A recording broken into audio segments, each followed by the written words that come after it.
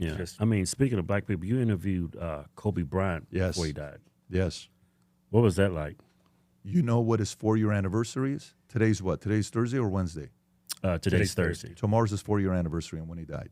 Wow. Tomorrow. You know what? When I found out about that news, we had a comedy show, We was about to go on stage. and I'm on Instagram, scrolling through Instagram, trying to calm down before the show. I got all kinds of butterflies.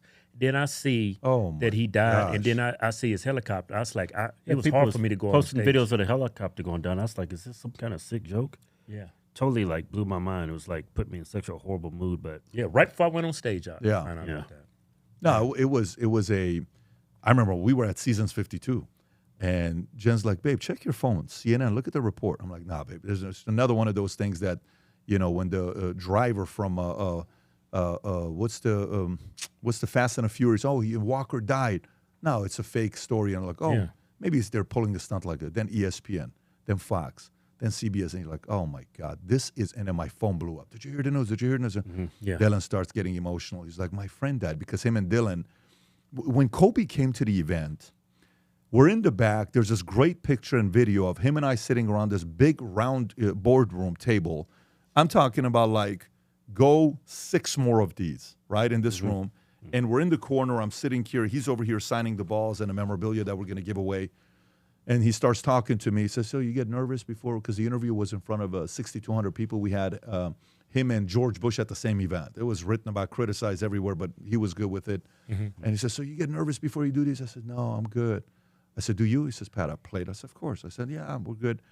And he starts talking to my wife, and he starts talking to Dylan. He spoke to Dylan for like 15 minutes. I'm like, what? He just talked to the kids. Then his white lady came up, probably in her early, she looked really good, but probably late 60s, early 70s. And they hugged each other as if it was his grandma. And they talked for 15, 20 minutes. You just felt not the Mamba mentality, the different hat on. I'm just Kobe. I'm not Mamba. You just saw how gentle he was. You saw a complete different side. Fun, gentle, easygoing, loose. And it was going to be exciting to see what its second phase of his life was going to be like. But the world stopped the day Kobe died. The entire world. There's never been an athlete who died and got killed where the world stopped like him. Roberto Clemente with the plane crash, I mean, obviously I wasn't around, but when you read about what it was like, the world stopped. Yeah. But with Kobe, China, Europe, South America, us, everywhere, everyone was blown away. Yeah. Did you hear about the aftermath? There was some pictures of their bodies they were trying to distribute their well, it was the fireman that showed up. Yeah, and they took pictures or something like that. Yeah. I think his wife actually took them to court because she did. they're trying to make it, Absolutely. and she won the lawsuit. I was Yes, like, she why did. would you do Yeah, that? she did. Yeah. She did. I mean, look, there's a lot of things tied to that story with Kobe.